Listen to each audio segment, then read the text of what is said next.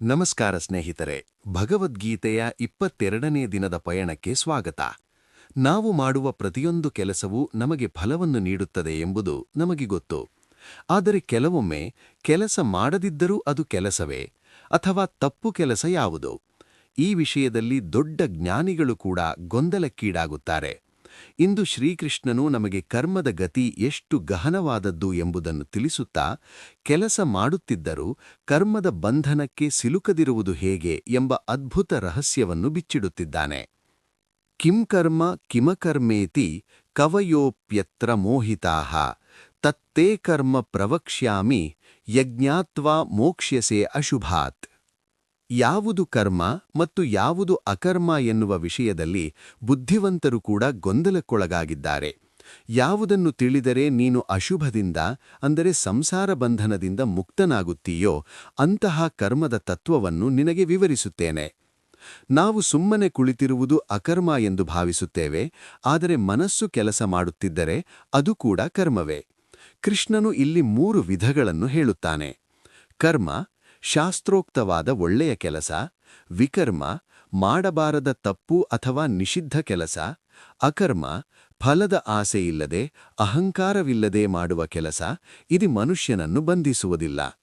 ಕರ್ಮಣ್ಯಕರ್ಮಯ್ಯಃ ಪಶ್ಯೇದ್ ಅಕರ್ಮಣ್ಯ ಚ ಕರ್ಮಯ್ಯಃ ಸ ಬುದ್ಧಿಮಾನ್ ಮನುಷ್ಯೇಷು ಸ ಯುಕ್ತಃ ಕೃತ್ಸ್ನ ಕರ್ಮಕೃತ್. ಯಾರು ಕರ್ಮದಲ್ಲಿ ಅಕರ್ಮವನ್ನು ಮತ್ತು ಅಕರ್ಮದಲ್ಲಿ ಕರ್ಮವನ್ನು ಕಾಣುತ್ತಾರೋ ಅವರೇ ಮನುಷ್ಯರಲ್ಲಿ ಬುದ್ಧಿವಂತರು.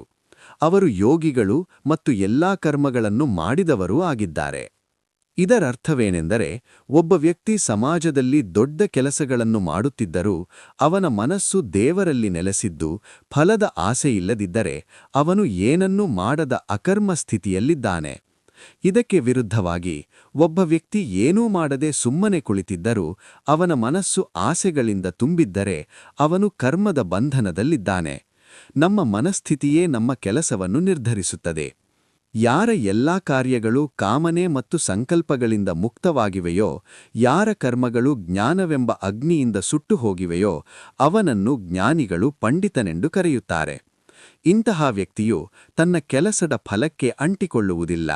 ಅವನು ದೈಹಿಕವಾಗಿ ಕೆಲಸ ಮಾಡುತ್ತಿದ್ದರೂ ಪಾಪ ಅಥವಾ ಪುಣ್ಯದ ಬಂಧನಕ್ಕೆ ಒಳಗಾಗುವುದಿಲ್ಲ. ಅವನು ಲಾಭ ನಷ್ಟಗಳಲ್ಲಿ ತೃಪ್ತನಾಗಿರುತ್ತಾನೆ.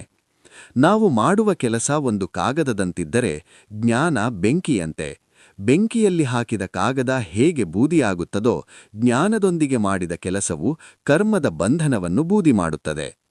ಸ್ನೇಹಿತರೆ, ಕರ್ಮದ ಬಂಧನದಿಂದ ತಪ್ಪಿಸಿಕೊಳ್ಳಲು ಕೆಲಸ ಬಿಡುವುದಲ್ಲ, ಕೆಲಸದ ಹಿಂದಿನ ಸ್ವಾರ್ಥವನ್ನು ಬಿಡಬೇಕು ಎಂದು ಇಂದು ನಾವು ಕಲಿತವು. ಆದರೆ ಈ ಜ್ಞಾನವನ್ನು ಪಡೆಯಲು ನಾವು ಯಾವ ರೀತಿಯ ಯಜ್ಞಗಳನ್ನು ಮಾಡಬೇಕು? ದ್ರವ್ಯಯಜ್ಞ ಮತ್ತು ಜ್ಞಾನಯಜ್ಞಗಳ ನಡುವಿನ ವ್ಯತ್ಯಾಸವೇನು? ಇದನ್ನು ನಾವು ನಾಳಿನ 23ನೇ ಭಾಗದಲ್ಲಿ ತಿಳಿಯೋಣ. ಭಗವದ್ಗೀತೆಯ ಈ ಜ್ಞಾನ ನಿಮ್ಮ ಜೀವನದ ಗೊಂದಲಗಳನ್ನು ಪರಿಹರಿಸಲಿ. ಧನ್ಯವಾದಗಳು.